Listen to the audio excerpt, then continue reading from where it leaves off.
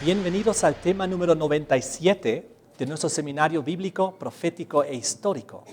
Hoy vamos a ver las siguientes dos trompetas del Apocalipsis capítulo 8.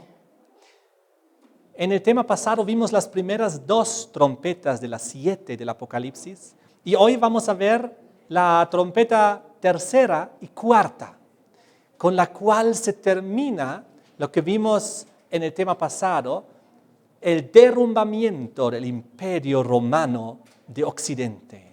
Aquí encontramos toda la descripción detallada, como ya vimos en el tema pasado, acerca de cómo Dios permitió que las tribus bárbaras invadan al Imperio Romano para debilitarlo, para azotarlo, para castigarlo y para traer ciertos juicios sobre el Imperio Romano hasta su derrumbamiento final en 476.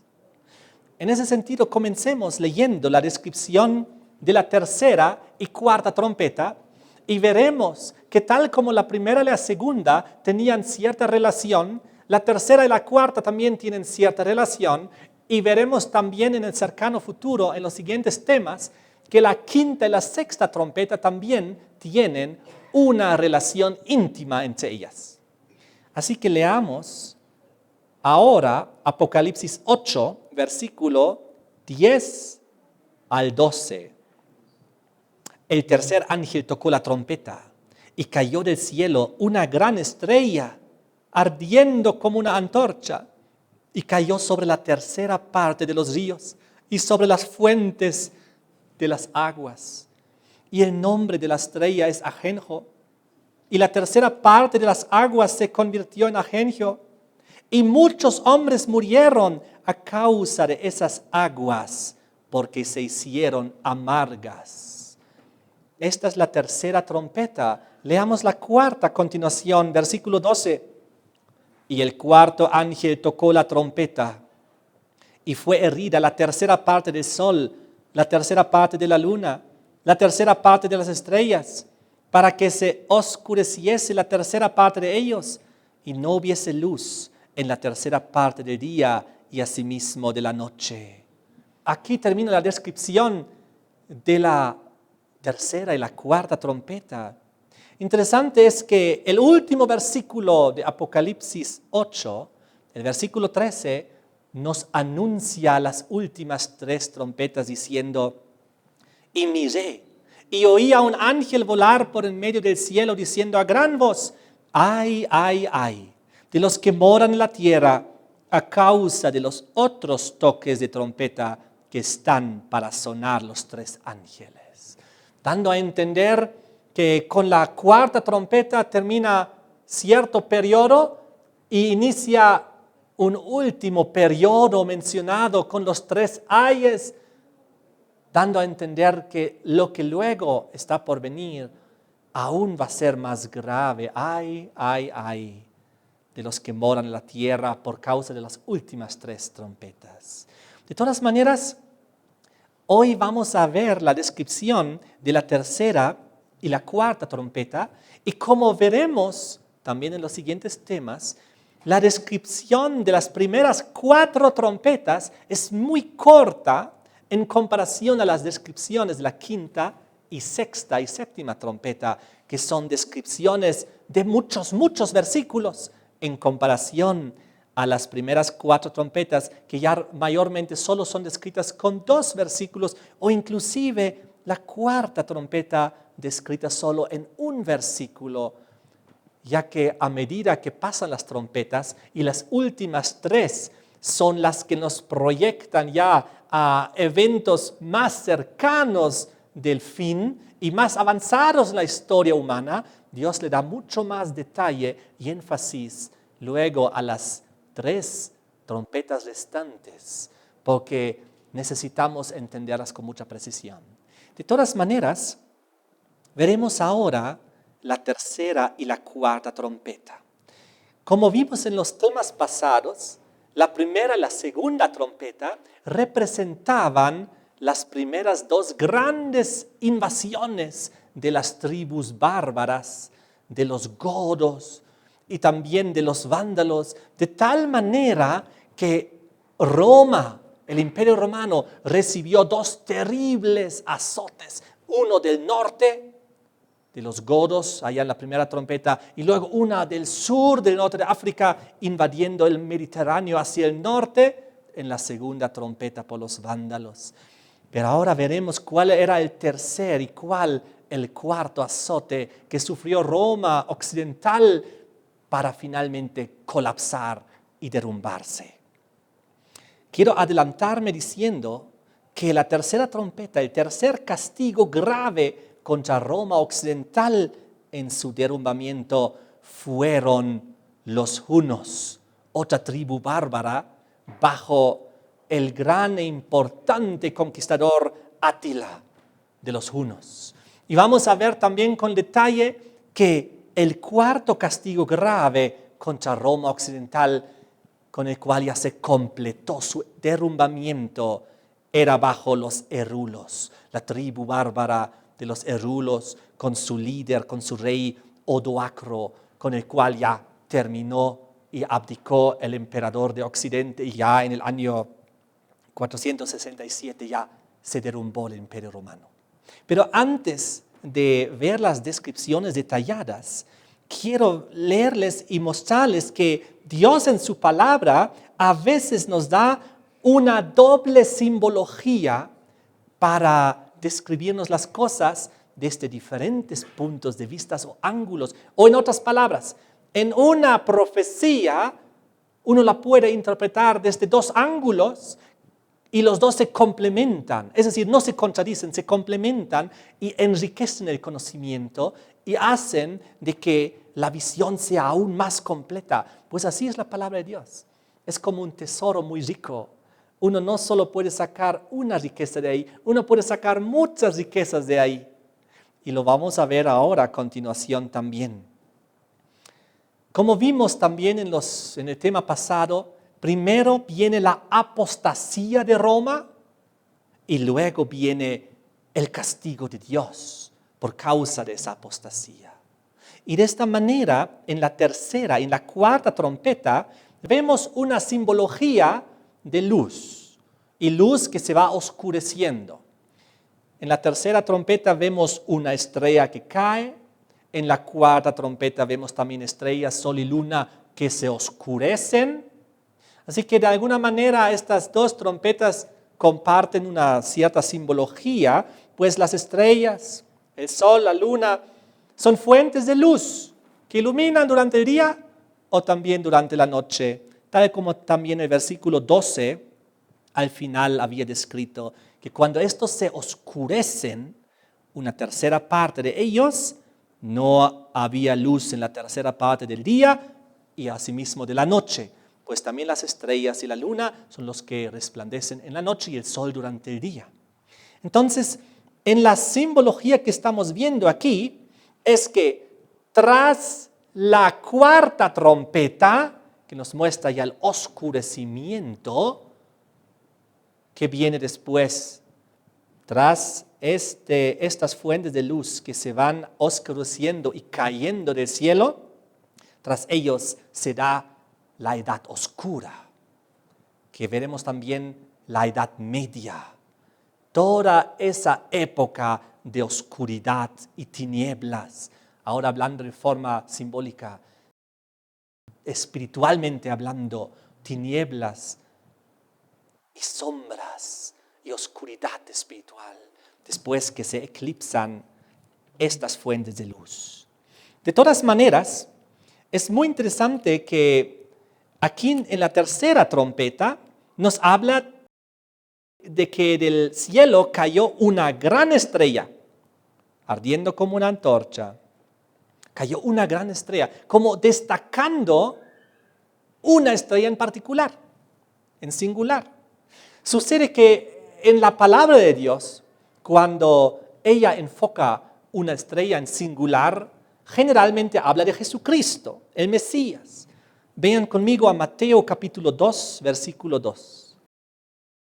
En Mateo capítulo 2, versículo 2, en el nacimiento de Jesús, diciendo, ¿dónde está el rey de los judíos que ha nacido?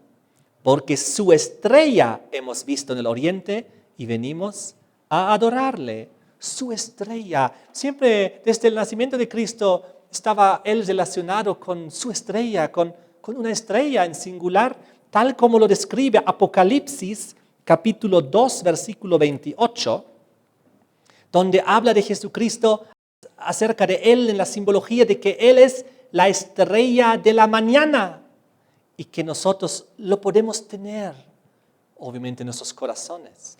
Y esta estrella de la mañana, ahora, al fin de la Biblia, en la última página del Apocalipsis, es mencionada una vez más con una definición muy precisa para Jesucristo. Apocalipsis 22, versículo 16. Yo, Jesús, he enviado mi ángel para daros testimonio de estas cosas en las iglesias.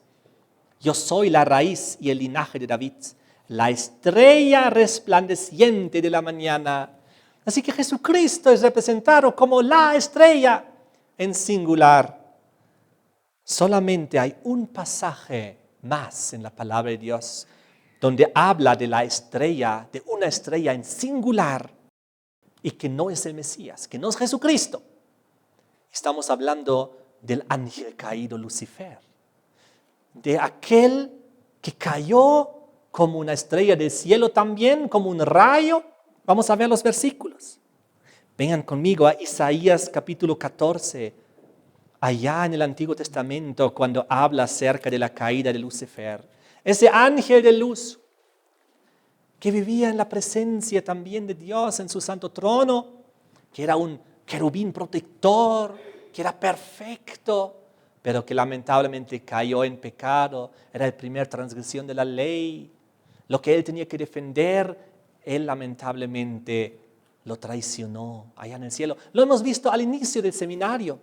Pero ahora aquí en Isaías capítulo 14, versículo 12, dice: ¿cómo caíste del cielo, oh Lucero, hijo de la mañana? Lucero, ¿cómo caíste del cielo? Porque él, en la simbología de los ángeles en la palabra de Dios también son representados como estrellas. El ejército de las estrellas también, el ejército del cielo en la simbología también aplicable a los ángeles. ¿Cómo caíste del cielo, oh Lucero? Lucero también, su mismo nombre era ángel de luz. ¿Cómo caíste del cielo? Ahora, Jesucristo describe su caída en Lucas 10, versículo 18. En Lucas 10, 18, Jesús describe y dice: yo veía a Satanás caer del cielo como un rayo, como una estrella fugaz. Porque más no es Lucifer, es una estrella fugaz que engaña con su luz temporalmente a cierta cantidad de personas durante la historia de la humanidad, hasta que finalmente se va a perder por siempre. Nunca más va a existir, como dice la palabra de Dios. Entonces, Apocalipsis 12 también había descrito su caída. Recordemos Apocalipsis 12, versículos 7 al 9, donde nos mostraba la batalla grande que había en el cielo. Hubo una gran batalla en el cielo. Miguel, que hemos identificado en otro tema como Jesucristo, porque Miguel significa ¿quién es como Dios? Solo Jesucristo es como Dios. Uno de sus muchos nombres, Miguel y sus ángeles luchaban contra el dragón. El dragón, sabemos gracias al versículo 9, es la serpiente antigua que se llama Diablo y Satanás. Entonces, Jesús con sus ángeles luchaban contra el dragón, el diablo y sus ángeles luchaban, pero no prevalecieron, dice el versículo 8, ni se halló ya lugar para ellos en el cielo, y fue lanzado fuera el gran dragón, la serpiente antigua que se llama Diablo y Satanás, el cual engaña al mundo entero. Fue arrojado a la tierra y sus ángeles arrojados con él. La gran estrella singular que cayó del cielo a la tierra es indudablemente Lucifer. Pero aquí en la profecía de Apocalipsis capítulo 8, en la tercera trompeta, vamos a ver que hay otra simbología, pero gracias a este conocimiento que acabamos de obtener, nos está dando una pauta más amplia del entendimiento en el contexto histórico de la tercera y cuarta trompeta, como vamos a ver a continuación. Entonces aquí vemos una estrella caer, es una falsa estrella, es un poder maligno, un usurpador del lugar de Dios, del trono de Dios, en la simbología aplicándolo a Lucifer, porque hay una estrella verdadera que es Jesucristo, hay una estrella falsa, una estrella fugaz que es Lucifer. Él cayó. Y sabemos que con todo el conocimiento bíblico y profético que ya tenemos gracias al seminario, el diablo es el gran usurpador del trono de Dios. Y lo hace usurpando el trono de Dios aquí en la tierra, como hemos estudiado, sentándose en el trono de Dios, haciéndose pasar por Dios, poniendo leyes contrarias a Dios, exigiendo adoración, pero bajo falsa adoración, falsa religión, falsos mandamientos humanos en contradicción a la palabra de Dios. Y lo logró hacer básicamente también a través de Roma, que es justamente la potencia descrita que recibe los castigos y los azotes durante las trompetas. A medida que pasó la historia, como vamos a ver también con las trompetas que faltan. Ahora, este concepto de la estrella caída se complementa con la descripción de Apocalipsis 8, versículo 10 al 12, donde dice que cayó sobre la tercera parte de los ríos y sobre las fuentes de las aguas. ¿Y qué pasó con ellos? Dice, el nombre de la estrella es Ajenjo. Ajenjo significa amargo. Esa estrella que cayó no es positiva en este sentido, sino trae consecuencias amargas. ¿Por qué dice aquí? La tercera parte de las aguas se convirtió en Ajenjo y muchos hombres murieron a causa de esas aguas porque se hicieron amargas. Este agua, a través de esta estrella caída, Ajenjo, tiene efectos negativos, pues amarga el agua, en otras palabras, lo contamina, lo envenena en agua, de tal manera que si uno lo toma, se muere. Es decir, lamentablemente, las consecuencias mismas son amargas. Nuevamente, la limitación de 1/3, como vimos en los temas pasados. 1/3, no la totalidad. Un castigo parcial, un juicio parcial. No afecta a todos, afecta a una parte que Dios designó que debe ser afectada. Ahora es muy interesante que en la palabra de Dios, las aguas dulces que son mencionadas aquí, es decir, los ríos, los manantiales, las fuentes de las aguas, todo esto es agua dulce. Eso es una simbología en la Biblia positiva. El agua, el río, la fuente de la agua, siempre en la palabra de Dios es una simbología positiva. Ahora, hablando espiritualmente, es una simbología de un alimento espiritual. Nosotros debemos alimentarnos de esa agua viva que fluye de los manantiales y también de las fuentes de agua dulce, viva, y en que la simbología, en la aplicación profética representa el agua espiritual que nos debe nutrir y alimentar. Vamos a ver unos versículos para confirmar esto. Salmos capítulo 36. En Salmos capítulo 36 dice la palabra en el versículo 8 y 9, serán completamente saciados de la grosura de tu casa y tú los abrevarás del torrente de tus delicias, porque contigo está el manantial de la vida. En tu luz veremos la luz. Contigo, con Dios está el manantial de la vida. Manantial, la simbología del agua de la vida. Vamos a otro ejemplo en Jeremías 17 para ampliar el conocimiento. Jeremías capítulo 17, versículo 8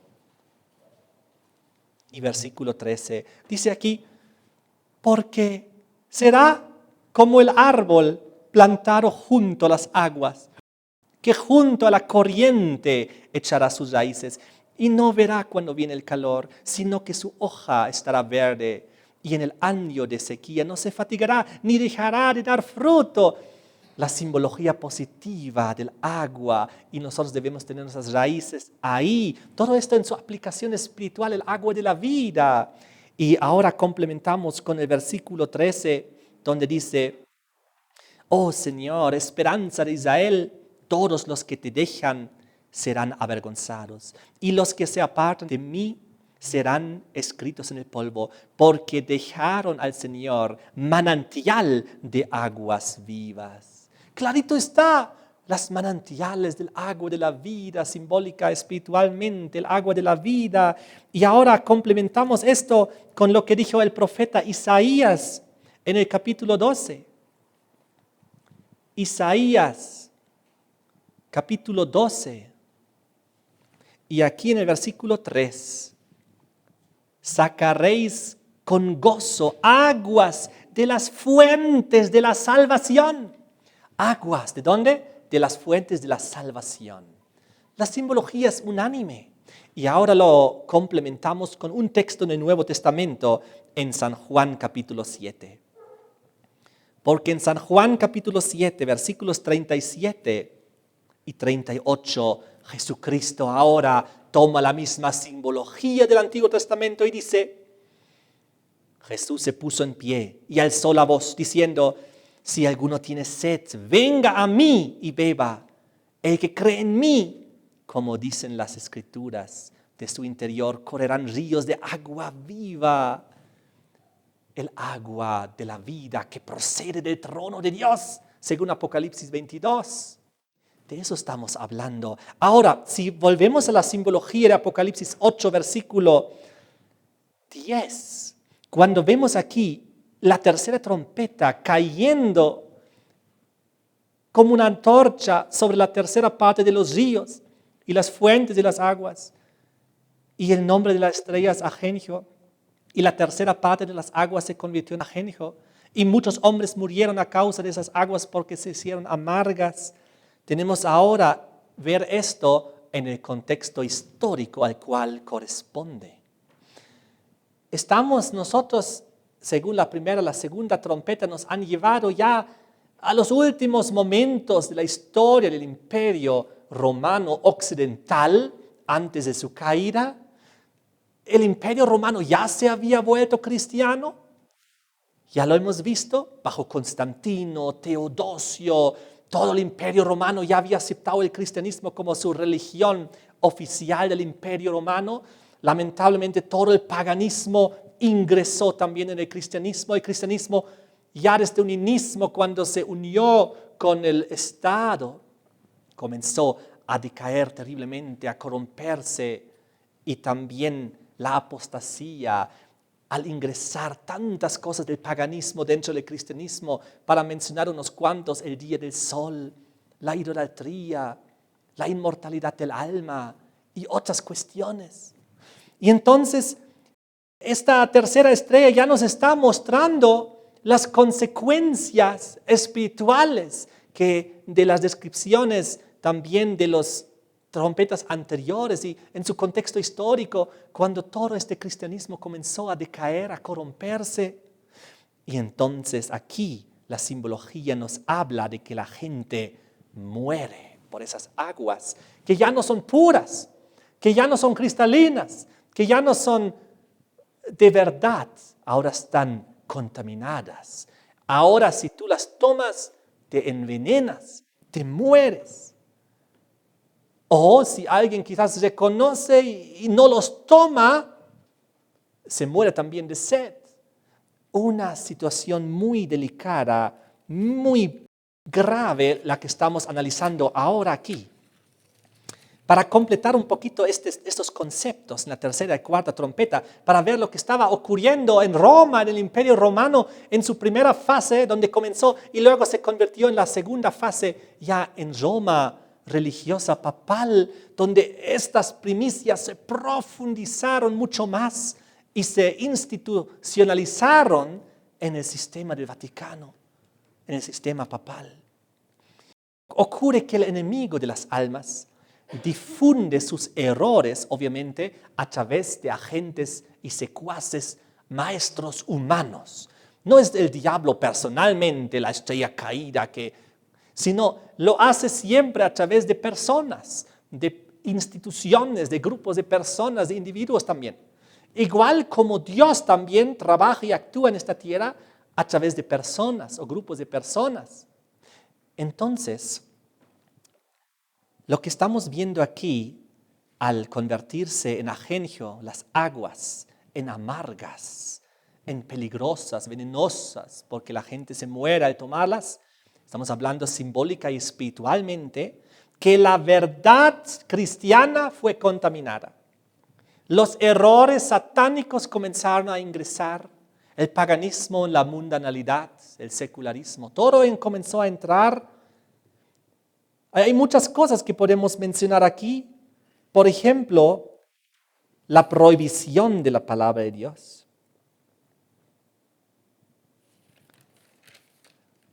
El paganismo cristianizado, la verdad tergiversada, todo lo que llegó a ser la iglesia a consecuencia de haberse casado con el poder romano, con los reyes de la tierra. La gran fornicación apocalíptica de Apocalipsis 17, 1 y 2. Todo esto, lo que pasó cuando hemos estudiado las 7 iglesias, la 4ª iglesia, Tiatira, era justamente también la descripción ahora de esta situación que estamos analizando en su amplitud espiritual. El dulce y fresco manantial se volvió amargo y venenoso, y todo este concepto se va profundizando con la descripción de la 4ª trompeta, que nos da más pautas a esta aplicación simbólica. Pues la 4ª trompeta nos habla que el sol se oscurece, o también la luna y las estrellas, pero el sol, en su aplicación profética, ¿quién es el sol? El verdadero sol simbólico en la palabra de Dios es Jesucristo. Vean conmigo Malaquías 4, versículo 2. Mas a vosotros, los que teméis mi nombre, nacerá el sol de justicia. Ese sol de justicia que se refleja en Jesucristo, en su rostro, según la descripción de Apocalipsis capítulo 1.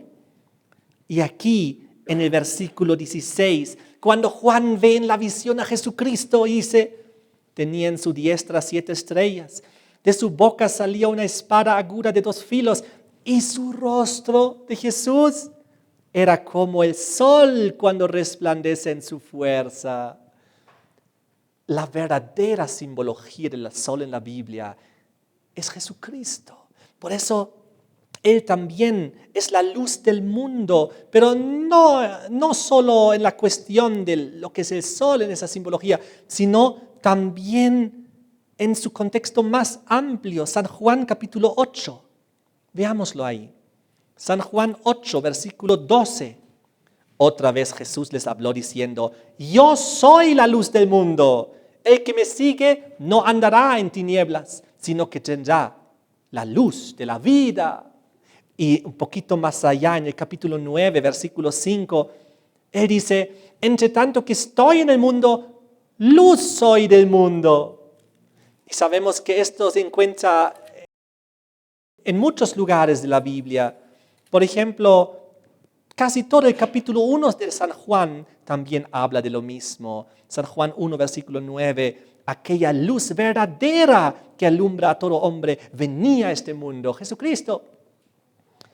Ahora ocurre que Apocalipsis 8, versículo 11 y 12, cuando habla de la 4ª trompeta, habla que el sol se oscurece y también los 8 estrellas y lunas se oscurecen.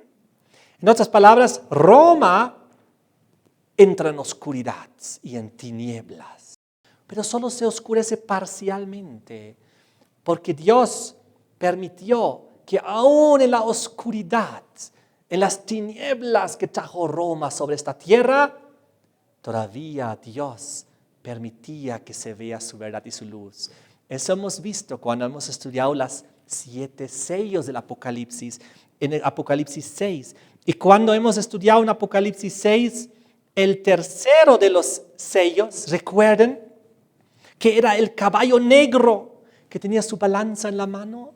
¿Recuerdan que cuando hemos estudiado esto, representaba la edad oscura de tinieblas, la edad media, donde no había acceso casi a la palabra de Dios, donde era prohibido todo en latín, donde no se tenía acceso al conocimiento, no había todavía imprenta, no había traducciones, la gente vivía casi ignorante de la palabra de Dios. Es por eso que en los sellos se describía en el versículo 6, 2 libras de trigo por 1 denario, 6 libras de cebada por 1 denario, pero no dañes el aceite ni el vino. Recuerdan que el trigo, símbolo de la palabra de Dios, trigo y cizaña, eran muy escasos, muy difíciles de conseguir, pero se pudo conseguir. Pero era limitado el acceso, era difícil, simbólicamente era caro para conseguirlo. Y ahora, en la simbología paralela de las trompetas, el sol, la luna, las estrellas se oscurecen, se vuelve la luz, la verdad, se vuelve opaca, se vuelve más inaccesible, se vuelve lamentablemente Roma en oscuridad y tinieblas, pero solo parcialmente, porque su oscurecimiento total llegará durante el tiempo de las plagas, que está en un cercano futuro. Apocalipsis 16 lo describe. Apocalipsis 16, versículo 10. Ya hemos estudiado la cuestión de las 7 posteras plagas en el seminario. Les invito a repasar estos temas. De todas maneras, aquí cuando habla de la 5ª plaga en Apocalipsis 16, 10, dice: el 5º ángel derramó su copa sobre el trono de la bestia, sobre todo este sistema romano del tiempo del fin. Y su reino se cubrió de ¿qué cosa? De tinieblas, y mordían de dolor sus lenguas. Aquí vemos que las tinieblas, la oscuridad, ya se va a hacer total y completa. Aquí durante las trompetas todavía es parcial, pero ya se comienza a ocultar la verdad, a oscurecer la luz. Entonces, lo que vemos aquí en Apocalipsis 8, en la 3ª y sobre todo ahora en la 4ª trompeta, oscurecimiento de la verdad y obviamente también del ministerio sumo sacerdotal de Jesucristo allá en el cielo. Si recordamos rápidamente lo que hemos estudiado en Daniel capítulo 7, Daniel capítulo 8, cuando vimos acerca del cuerno pequeño, Roma en su segunda fase, Roma papal, Roma religiosa, con todo el concepto del Vaticano.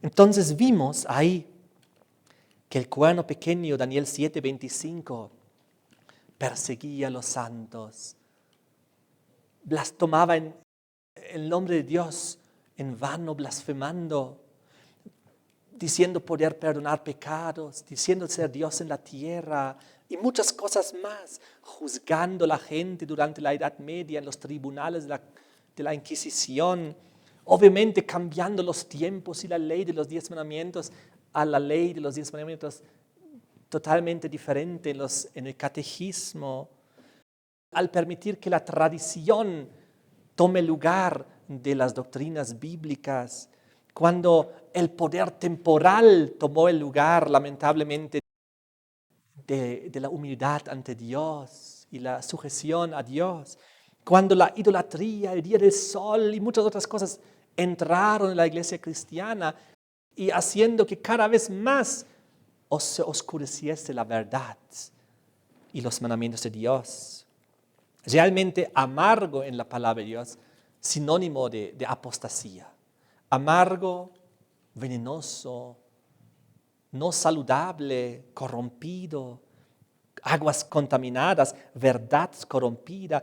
La gente muere espiritualmente porque ya no es nutrida ni alimentada con la verdad y con los mandamientos de Dios y con lo correcto. No hay alimento para el creyente. Igualito como durante el tercer sello que se aplicaba también a toda esta fase donde se oscureció la verdad. Difícil acceso a los nutrientes de la palabra de Dios, al trigo, a la cebada. Todo esto hemos visto como una aplicación, Pero ahora vamos a ir a la segunda aplicación que nos muestra que la tercera y la cuarta trompeta de las 7 trompetas del Apocalipsis representan justamente ya la caída del Imperio Romano Occidental. Justamente también por causa de todo lo que hemos visto, Dios no podía seguir permitiendo y fue azotando y castigando. Todo lo que hemos visto aquí perduró obviamente mucho más tiempo que la tercera y cuarta trompeta. Todos esos efectos negativos en lo espiritual, en lo religioso, eso perduró pues durante la quinta y sexta trompeta, igual como vemos en los siguientes temas, y eso perdurará hasta que venga Jesucristo, como hemos visto durante las 7 posteras plagas. Durante la quinta plaga se oscurece en tinieblas, pero totalmente. Así que la cosa va a ir empeorando a medida que avance el tiempo hasta que venga Jesucristo. Pero ahora vamos a la aplicación literal de ¿a quién se refieren? Ya lo hemos visto al inicio de este tema. La tercera trompeta y la cuarta trompeta, el tercer y el cuarto castigo de Dios contra Roma occidental, que ya se había cristianizado a la pagana, y que entonces Dios llevó estos castigos, estos azotes para que se derrumbe este imperio, que baje al polvo este imperio que era tan glorioso, tan soberbio, tan orgulloso. Entonces, a través de la tercera trompeta, volveremos a leer Apocalipsis 8, versículo 10 y 11. El tercer ángel tocó la trompeta y cayó del cielo una gran estrella, ardiendo como una antorcha. Nuevamente la simbología del fuego.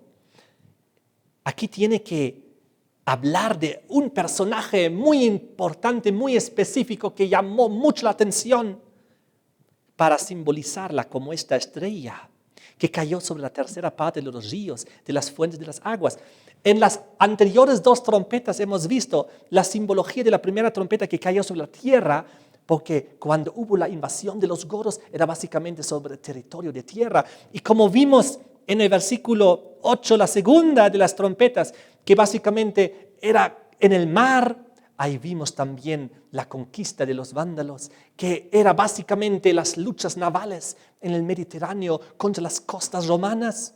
Pero ahora vemos aquí en el versículo 10 la tercera invasión bárbara, ahora en relación a los ríos y las fuentes de las aguas.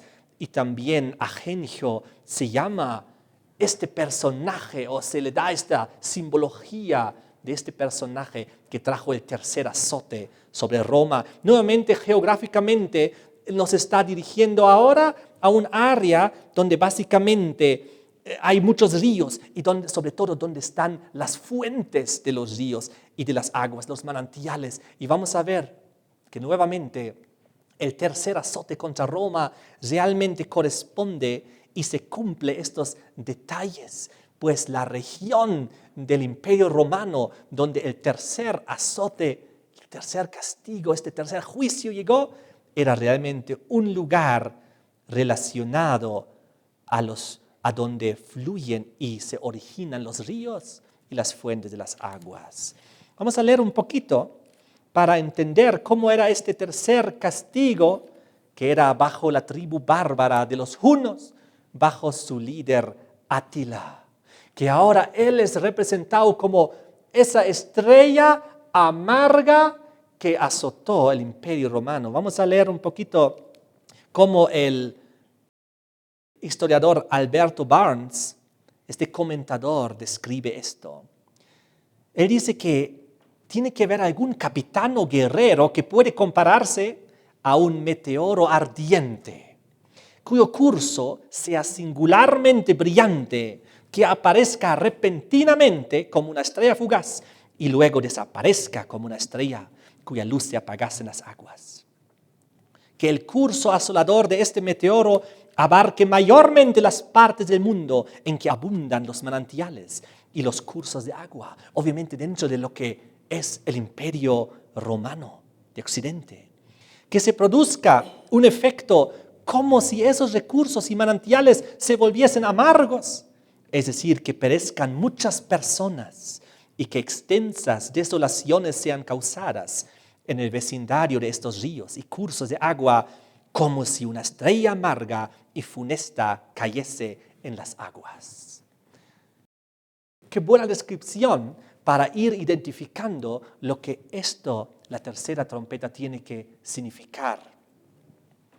Las guerras asoladoras y furiosas invasiones que Átila, rey de los hunos, dirigió contra el poder romano. Eso fue el tercer terrible azote. Tras los godos y los vándalos del norte y del sur, ahora ataca Átila de los hunos. Vino del oriente juntando sus hunos y los volcó repentinamente sobre el imperio con la rapidez de un meteoro fulgurante. Rápida, violenta, sin esperarse, conquista que él comenzó. Se consideraba consagrado a Marte, este hombre Átila. El dios de la guerra lo llamaban. Solía ataviarse Átila en forma peculiarmente vistosa, de manera que su apariencia, de acuerdo con el lenguaje de sus aduladores, bastaba para deslumbrar a quienes le mirasen. Como una estrella, él era un hombre muy extravagante, cualquiera le veía, era algo sorprendente su apariencia. Ahora, hablando de la localidad, Barnes escribe en una nota, se dice particularmente que el efecto iba a ser sobre los ríos y las fuentes de las aguas. Y justamente se refiere a las regiones del Imperio Romano donde abundaban los ríos y cursos de agua. Más particularmente donde nacen los ríos y corrientes, en las fuentes de las aguas. Y ahora presten atención, fíjense dónde Átila atacó. Las principales operaciones de Átila fueron en las regiones de los Alpes y en aquellas porciones del imperio de donde los ríos descienden a Italia. Ahí donde los ríos surgen en las fuentes y manantiales de agua y luego descienden como ríos de agua dulce hacia Italia y Imperio Romano, es ahí donde él básicamente sus principales operaciones bélicas tuvo. Ajenjo. ¿Por qué es simbolizado con el ajenjo que amargó las aguas y las convirtió simbólicamente en sangre y un tercio de las personas murieron? Ajenjo, amargas consecuencias. Pues cuando Átila invadió, su carácter y la miseria de la cual fue autor o instrumento y el terror que inspiraba su nombre de las personas que escucharon. La extirpación total y la supresión que él infligía. Ahora viene algo muy interesante. Nosotros sabemos que las 7 trompetas son como respuestas al clamor de los oprimidos, mártires de Roma.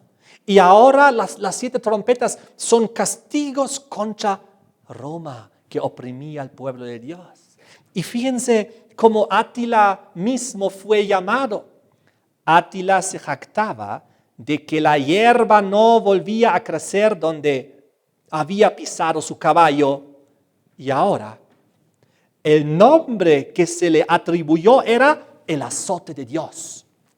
Qué interesante. El azote de Dios, ¿contra quién?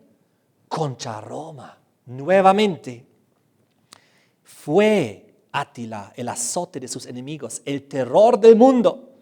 El emperador occidental, el senado y el pueblo de Roma, con humildad y temor, procuraron aplacar la ira de Átila. Tenían terror. El párrafo final de los capítulos que refieren su historia se titula Síntomas de la decadencia y ruina del gobierno romano. Esto fue la descripción de la tercera trompeta, del tercer gran azote, castigo y juicio que Dios trajo sobre Roma en su derrumbamiento del imperio romano occidental. Pero falta la cuarta trompeta. La cuarta trompeta, descrita aquí solo en un versículo, Apocalipsis 8, versículo 12. El cuarto ángel tocó la trompeta. Fue herida la tercera parte del sol, la tercera parte de la luna, la tercera parte de las estrellas, para que se oscureciese la tercera parte de ellos y no hubiese luz en la tercera parte del día y asimismo de la noche. Si estos 4 trompetas iniciales que nosotros estamos analizando son castigos contra Roma y dan descripciones de cómo era Roma y cómo fue destruido y qué es lo que fue atacado, entonces también esta descripción de Apocalipsis 8:12 tiene que referirse simbólicamente de alguna manera a Roma en su caída. Ahora la fase final, cuando ya Roma se eclipsa, cuando ya su luz se extingue, después de 3 azotes tan terribles de los bárbaros, de esos azotes principales, ahora el 4 ya lo oscurece, lo eclipsa para que se extinga la luz de Roma. Es lo que vamos a ver ahora. La siguiente tribu bárbara que dio el 4 y último azote a Roma imperial de Occidente antes de su caída y para darle fin fueron los bárbaros erulos bajo el rey Odoacro. Ya hemos escuchado acerca de él cuando hemos estudiado las 10 tribus bárbaras y cuando vimos sobre todo las 3 tribus que fueron arrancadas y una de ellas eran justamente los erulos porque ellos eran arianos, ¿recuerdan? Eran arianos y ellos habían conquistado el territorio de Italia y sometido a Roma, pero no como los anteriores, los vándalos y los godos que azotaron y saquearon a Roma, esta vez para permanecer ahí y comenzar a gobernar también Italia desde Roma y extinguir el poder del imperio romano occidental. Esto fue bajo los erulos, bajo Odoacro. Vamos a leer cómo algunos escritores, historiadores, describen esa fase de la historia humana del fin del imperio romano de Occidente. La carrera de Odoacro. Por si acaso, las citas históricas que estamos mencionando van a estar en el texto por escrito de este tema. La carrera de Odoacro, el primer bárbaro que gobernó a Italia. Los anteriores dieron azotes y terribles golpes, pero fueron derrotados y finalmente se fueron. Y Roma siguió subsistiendo todavía, pero aquí ya es el fin de Roma. Porque Odoacro, el primer bárbaro de la tribu de los erulos, que ya se asentó en Italia y ya gobernó sobre lo que era antes el imperio romano y sobre Roma. Dice, obtuvo estrechamente relacionado también con la caída de Roma occidental los símbolos sol, luna y estrellas, las grandes luminarias del gobierno romano. Presten atención a esta aplicación. Sus emperadores eran como los soles, porque también los emperadores romanos fueron adorados como dioses solares. Y entonces sus senadores, que venían en autoridad después de los emperadores, como las lunas, y luego sus cónsules también en autoridad un poco inferior, como las estrellas. El último emperador de la Roma occidental fue Rómulo. El último emperador. ¿Y qué pasó con Rómulo? Le llamaron también Augustulo, es decir, el diminuto Augusto. ¿Por qué? La Roma occidental cayó en el año 476. Aunque se apagó el sol romano, porque el emperador abdicó, entregó el poder al jefe bárbaro Odoacro, y nunca más hubo un emperador romano en Occidente. Fíjense. Bien, sabemos luego en la segunda fase, los obispos de Roma, los papas, tomaron el lugar del vacío de poder que los antiguos emperadores habían dejado una vez que el emperador Zenón y Justiniano habían eliminado las 3 tribus bárbaras y también aquí a Odoacro de los erulos, pero esto es ya la historia después. De todas maneras, aquí estamos viendo cómo Rómulo el último emperador del Imperio Romano, hizo lo siguiente. Había un último acontecimiento cuando Augustulo, el infortunado Rómulo, presentó su renuncia al Senado. Y el Senado lo tomó y lo envió al emperador de Oriente, a Zenón. Dice la historia que solemnemente negaron los senadores la necesidad o aún el deseo de continuar por más tiempo la sucesión imperial en Italia. Ocurrió que Roma occidental cayó, se apagó el sol romano, sus luminarias subordinadas, simbólicamente luna y estrellas, brillaban débilmente todavía un tiempo más, mientras subsistían todavía el Senado y los cónsules. Pero finalmente quedó subvertida toda la forma del antiguo gobierno y Roma mismo se extinguió en la oscuridad de la historia. Desapareció, cayó. Ahora, consintieron que la sede del Imperio Universal fuese trasladado de Roma a Constantinopla. Y Roma dejó de existir como imperio. Los 4 azotes lo pusieron fin. El 4º azote ya quitó fin al simbólico sol y también la simbólica luna, las simbólicas estrellas. Todo el parlamento ahí romano se extinguió. El historiador Alejandro Keats lo describe de esta manera. Se extinguió el poder y la gloria de Roma. A la reina de las naciones solo le quedaba su nombre. Roma. Hasta el día de hoy hablamos de Roma, pero se extinguió en aquel entonces. Desapareció de la ciudad imperial toda insignia de la realeza, la que había gobernado las naciones por tantos siglos. Ahora se sentaba en el polvo. El último acto de obediencia a un príncipe romano que ejecutó aquella asamblea una vez augusta fue la aceptación de la renuncia del último emperador del occidente y la abolición de la sucesión imperial en Italia. El sol de Roma se había herido.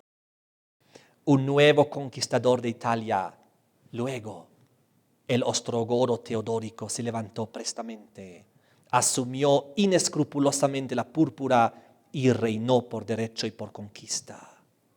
El poder imperial romano ya no fue reconocido en Italia. Ahora reinaron los bárbaros, primero los eruros bajo Odoacro, luego los ostrogoros bajo Teodórico.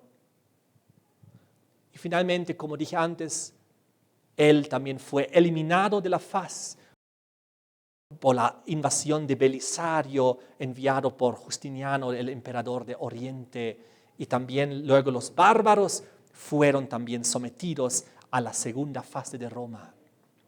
Roma papal, Roma religiosa papal, el Vaticano. Y las tribus bárbaras, ¿qué pasó con ellas? Ya lo sabemos, ya lo hemos estudiado. Todas se convirtieron católicas romanas, comenzando con los francos. Y luego las demás le siguieron, inclusive los godos que todavía habían estado con vida, los visigodos que se habían ido a España, décadas después fueron catolizados y se sometieron al obispo de Roma. Y toda Europa luego quedó ante los nuevos emperadores, los papas. En la segunda fase de Roma, que vamos a ver en las siguientes 2 azotes de las trompetas, quinta y sexta, que ahora azotaron ¿a quién? A Roma en su segunda fase, Roma papal durante su historia. Vamos a ver en el siguiente tema el mundo musulmán, el mundo islamista, bajo Mahoma, y cómo entonces 2 excepcionales profecías de tiempo que se encuentran en Apocalipsis 9, en la quinta y la sexta trompeta, se aplicaron a ese tiempo cuando Roma en su segunda fase ya fue azotado también por los castigos de Dios. Qué interesante. Nuevamente hasta su caída. Lo vamos a ver con detalle en los siguientes temas. Y ahí es donde se aplica el último versículo de Apocalipsis 8, el versículo 13. Miré, oí un ángel volar por medio del cielo diciendo a gran voz, ay, ay, ay de los que moran en la tierra, por causa de los otros toques de trompeta que están por sonar los 3 ángeles. Y veremos que el quinto, sexto y la séptima trompeta son esos 3 ayes. Los últimos 3 azotes de castigo también y de juicios que Dios tenía preparado. 2 de ellos vamos a verlos en el siguiente tema. Y luego el séptimo también. De esta manera, Roma occidental cayó. Las primeras 4 trompetas hicieron su tarea. Les quiero terminar de leer lo que pasó aquí. El poder de los cesares ya no fue reconocido en Italia. Un rey godo reinó en su lugar. Siguieron brillando todavía la luna y las estrellas por un tiempito más en el hemisferio imperial occidental, aún en medio de las tinieblas godas, el consulado y el senado, simbólicamente la luna y las estrellas, no fueron todavía abolidos por Teodórico, pero no tenían ni poder ni influencia, estaban ahí todavía, pero sin ejercer nada. Y finalmente, cuando fue enviado Belisario por Justiniano para librar a Italia de la opresión de Teodórico, de los ostrogodos, ahí entonces también el Senado fue suspendido y también el consulado romano. Y ahí terminó, se extinguió por completo lo que era Roma y lo que significaba Roma en el occidente. Se extinguió y dejó de existir. Hasta aquí hemos visto las primeras 4 trompetas, cómo fielmente se ha ido cumpliendo en cada detalle, azotando Roma, que era tan opresiva, que era tan mala y tanta apostasía, y como Dios la castigó hasta su extinción. La primera fase de Roma terminó ahí, al cabo de las primeras 4 trompetas. Y como veremos en los siguientes temas, en la quinta y la sexta trompeta, cuando vemos los azotes que Dios permitió ahora contra Roma en su segunda fase papal religiosa, vamos a ver cómo también esos azotes llevaron hasta el momento también del derrumbamiento y del colapso de Roma en su segunda fase. Eso vamos a ver todo en los siguientes temas. De tal manera, quiero llegar a una reflexión final. Nosotros no debemos ser como lo que acabamos de ver en estas historias. Nosotros no debemos permitir que la luz que Dios ha hecho brillar sobre nosotros se vaya extinguiendo o colapsando. Nosotros, la luz que Dios hace brillar sobre cada uno de nosotros, la luz verdadera que ilumina este mundo, en nosotros tiene que permanecer. ¿Recuerdan cómo decía aquí la tercera y cuarta trompeta? Sobre 1/3 siempre fue. No afectó a la totalidad. En otras palabras, que tú y yo seamos de la parte que no sea afectada. Que tú y yo seamos de la parte que no sea extinguida la luz de la verdad y la luz de la palabra de Dios. De esta manera nosotros podamos seguir brillando la luz del Señor, aún en las circunstancias en las que nos encontramos aquí en la tierra o en la nación que nos toque vivir. Amén. Muchas gracias por ver este video. En este enlace puede ver el siguiente video y en este enlace donde dice navegando del pasado al futuro.net está nuestra página web donde puede encontrar todo este seminario bíblico, profético e histórico.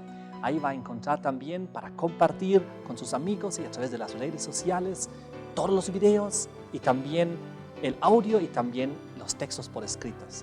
De esta manera, que Dios te bendiga y comparte estos videos para que muchas más personas puedan conocer al Señor y la verdad profética y bíblica.